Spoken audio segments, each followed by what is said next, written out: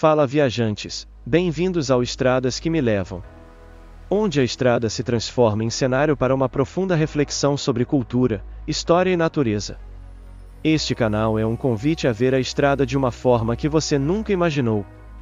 Neste segmento, o trajeto nos conduz pela BR-101, começando nas proximidades de Tijucas e avançando em direção a Balneário Camboriú, ambas cidades do estado de Santa Catarina, por 35 quilômetros. Nesta meditação do motorista, buscaremos com os olhos de um antropólogo amador as sutis nuances que constroem a identidade desta região. O que a história, a geologia e a cultura escondem na beira desta rodovia? A fronteira física se cruzará em segundos, mas a mudança mental que ela provoca é profunda. Acompanhe-nos para descobrir os segredos da paisagem e da história que os mapas não revelam. Comente, curta e inscreva-se para continuarmos esta viagem de reflexão. São 2h da tarde de uma sexta-feira, 20 de dezembro, e o sol, embora dominante, não reina sozinho no céu sobre a costa de Santa Catarina. Sua luz intensa é constantemente modulada por um exército de nuvens brancas esparsas que viajam com a brisa do mar, criando um espetáculo dinâmico de luz e sombra sobre a paisagem. O calor é presente e úmido, a marca de um dia de verão em pleno litoral, mas a passagem das nuvens oferece breves e bem-vindos momentos de alívio, pintando o asfalto da BR-101 com pinceladas escuras e passageiras. O automóvel, tendo deixado para trás as proximidades do Vale do Rio Tijucas, com sua identidade forjada na terra fértil e na laboriosa indústria cerâmica, agora se lança em uma das etapas mais icônicas e transformadoras de toda a jornada. O destino é Balneário Camboriú, um nome que carrega em si o peso e o brilho de um mito moderno, uma cidade que se tornou um fenômeno de urbanização, um símbolo de luxo e de lazer que atrai multidões de todo o continente. O tráfego, que havia oferecido um breve respiro, volta a se adensar, canalizando o grande fluxo do êxodo de verão para o coração da Costa Esmeralda, transformando esta curta viagem em uma imersão na energia vibrante e na ambição desmedida que definem o litoral mais cobiçado de Santa Catarina. Deixar a região de Tijucas para trás é como se despedir de uma Santa Catarina de raízes profundas, de uma terra cuja prosperidade foi construída de forma gradual, em harmonia com a vocação agrícola e industrial do vale. Retomar a BR-101 em direção ao norte é ingressar em um território onde a paisagem, a economia e a própria cultura foram radicalmente remodeladas pela força avassaladora do turismo. A estrada deixa de ser uma mera via de conexão entre cidades para se tornar uma vitrine, um corredor cênico que exibe as promessas de um estilo de vida hedonista, onde o trabalho cede lugar ao lazer e a rotina é substituída pelo espetáculo. A própria atmosfera parece mudar, carregada não apenas pela maresia, mas por uma eletricidade coletiva, uma ansiedade palpável de milhares de pessoas que se aproximam de seu sonhado destino de férias. A mudança de cenário é um prelúdio para a mudança de estado de espírito que a aproximação de Balneário Camboriú impõe. O trecho inicial do percurso me conduz por uma paisagem de transição. Os últimos vestígios da vida rural, com suas pequenas propriedades e campos cultivados, dão lugar a um ambiente cada vez mais dominado pela especulação imobiliária e pela infraestrutura voltada ao turismo. Os morros cobertos por uma densa camada de mata atlântica continuam a emoldurar a jornada à minha esquerda, uma muralha verde que serve de contraponto à intensa ocupação humana da planície costeira. À direita, a paisagem se abre para o mar, e as placas de sinalização se tornam a principal narrativa da estrada. Os nomes nelas inscritos não são mais os de cidades industriais, mas sim os de praias e de balneários famosos. A linguagem da estrada se sofistica, os anúncios de olarias e de lojas de calçados são substituídos por outdoors de condomínios de luxo, com imagens de piscinas de borda infinita e de famílias sorridentes em varandas com vista para o mar. A publicidade vende não apenas um produto, mas um sonho, uma promessa de felicidade e de exclusividade. Aproximo-me do município de Porto Belo, e a BR-101 me oferece o acesso a um dos epicentros da Costa Esmeralda, um nome que descreve com perfeição a tonalidade das águas que banham esta porção do litoral. O trevo de acesso à cidade é um ponto crítico, um gargalo que, nesta época do ano, sei que se transforma em um teste de paciência para os milhares de viajantes que buscam as praias paradisíacas da região. Da rodovia, avisto as placas que não apenas apontam para o centro de Porto Belo, mas também para o município vizinho de Bombinhas, uma península de geografia recortada e de beleza estonteante, reconhecida como a capital do mergulho ecológico de Santa Catarina. Penso na singularidade deste lugar, uma península que avança sobre o oceano, criando uma infinidade de enseada, de baías e de praias protegidas, cada uma com sua própria atmosfera. Sei que ali se escondem praias de águas tão calmas e transparentes que se assemelham a piscinas naturais, como a da Sepultura, e praias de mar aberto com ondas perfeitas para o surf, como as de Quatro Ilhas. É um verdadeiro labirinto aquático, um paraíso para navegadores, mergulhadores e amantes do mar. A colonização da região, de forte base açoriana, deixou como herança a pesca artesanal e a maricultura. As fazendas de ostras e de mariscos são uma marca da paisagem e da gastronomia local. No entanto, hoje, esta cultura tradicional convive com a força avassaladora do turismo de massa, em um equilíbrio delicado e por vezes tenso. A visão do intenso fluxo de carros que abandona a BR-101 para entrar neste acesso é um testemunho eloquente da fama e do poder de atração deste lugar, um paraíso cuja beleza é tão grande quanto o desafio de desfrutá-la em meio à multidão do verão. Prosseguindo pela BR-101, a paisagem sofre uma transformação súbita e radical. Deixo para trás a região de Porto Belo e ingresso nos limites de Itapema, e a mudança na escala da urbanização é chocante. A cidade se revela ao viajante da rodovia como uma imensa muralha de edifícios altos, que se comprimem em uma estreita faixa de terra entre os morros e a praia. É o primeiro grande ensaio para o espetáculo de verticalização que me aguarda no destino final.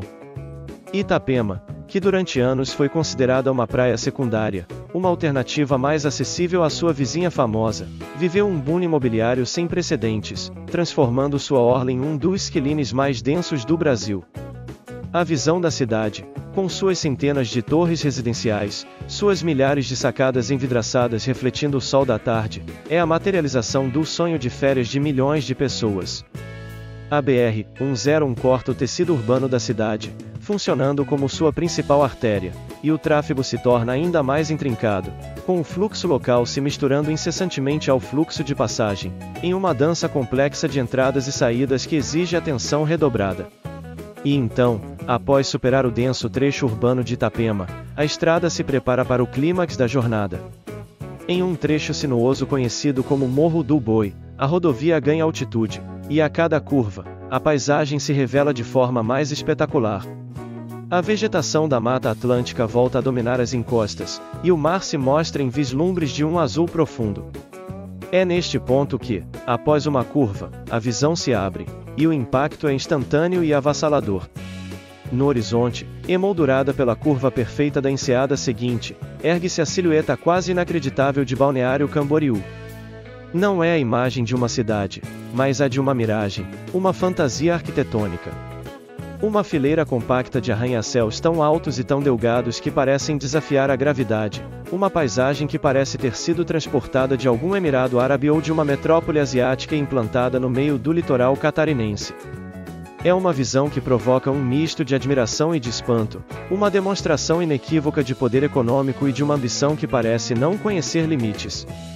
A visão distante daquele paredão de vidro e de aço, com a luz do sol da tarde arrancando brilhos de suas fachadas, é o momento em que a viagem transcende o ordinário e se torna a aproximação de um verdadeiro fenômeno. A descida do Morro do Boi é uma imersão gradual nesta realidade superlativa.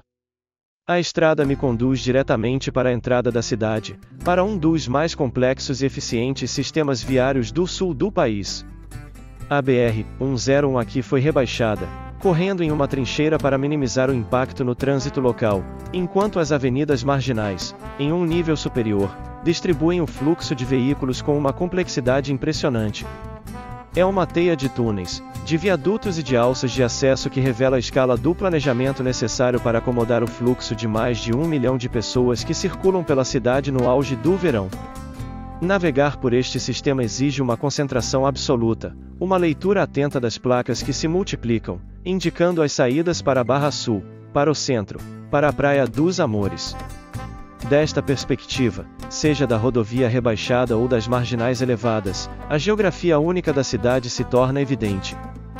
Balneário Camboriú é uma cidade de extremos, confinada em uma planície com pouco mais de 1 quilômetro de largura, espremida entre as encostas íngremes dos morros e a curva suave da praia central. Foi este confinamento geográfico que impulsionou a cidade para o alto, em uma competição acirrada pelo bem mais precioso e a vista para o mar. Esta corrida vertical resultou em uma concentração de arranha-céus que inclui alguns dos edifícios residenciais mais altos da América Latina, uma façanha de engenharia e um espetáculo visual. A visão das torres a partir da rodovia é uma experiência arquitetônica. Seus designs são arrojados, suas fachadas espelhadas refletem o céu e o movimento das nuvens, seus nomes evocam poder, luxo e um estilo de vida cosmopolita. Penso na complexa engenharia de fundações necessária para sustentar estas estruturas gigantescas sobre um solo arenoso, na logística monumental para transportar toneladas de concreto e de aço a centenas de metros de altura. É um monumento à capacidade da construção civil brasileira e ao desejo humano de viver o mais perto possível do céu. Mas Balneário Camboriú não se resume aos seus edifícios. Da estrada, outros ícones urbanos se revelam. À minha esquerda, no topo de um morro, avisto a estação do teleférico do Parque Unipraias, um sistema de bondinhos aéreos que conecta a praia central à praia de Laranjeiras, oferecendo vistas espetaculares da região. À minha direita, dominando a paisagem da Barra Norte, a imensa roda gigante Big Wheel gira lentamente, suas gondolas coloridas se destacando contra o azul do céu, um novo símbolo que redefiniu o cartão postal da cidade. E, claro, a própria praia, que sei que foi o palco de uma das maiores obras de engenharia costeira do mundo, o alargamento da faixa de areia, uma intervenção humana audaciosa para combater a sombra projetada pelos próprios prédios que a cidade construiu. Chego ao principal trevo de acesso de Balneário Camboriú. O objetivo da minha viagem foi alcançado. O sol da tarde, agora mais baixo, começa a atingir o céu com tons de laranja, mas a cidade parece apenas começar a despertar para sua famosa vida noturna. O fluxo de carros de luxo com placas de países vizinhos, de ônibus de turismo e de jovens em busca de diversão é a confirmação de que cheguei a um destino de classe mundial. As paradas de beira de estrada, com sua simplicidade e seu charme rústico, foram completamente substituídas pelas fachadas iluminadas de hotéis de design, pelos portais de entrada de condomínios exclusivos e pelos anúncios de restaurantes de alta gastronomia e de clubes noturnos com DJs internacionais. A jornada desta tarde foi o clímax de uma longa peregrinação. Foi uma transição do belo para o sublime, do natural para o hiperreal. Foi uma viagem que me transportou do paraíso recortado da Costa Esmeralda para a metrópole vertical e vibrante que é Balneário Camboriú. A cidade se revelou não como um lugar de descanso, mas como um palco para a celebração da vida, um lugar de excesso, de estímulo e de uma energia que parece transbordar de sua geografia compacta e se projetar para o céu em forma de arranha-céus. Deixar a tranquilidade de Tijucas para mergulhar na vertigem de Balneário Camboriú foi como mudar de dimensão sem sair da mesma estrada. Piada sobre o trajeto. O que o sol disse para a lua quando olhou para Balneário Camboriú no final da tarde? Pode ir com calma, não precisa ter pressa de chegar. O pessoal daqui construiu tanto prédio alto que, mesmo que eu já tenha ido embora, eles ainda conseguem pegar meus últimos raios lá de cima.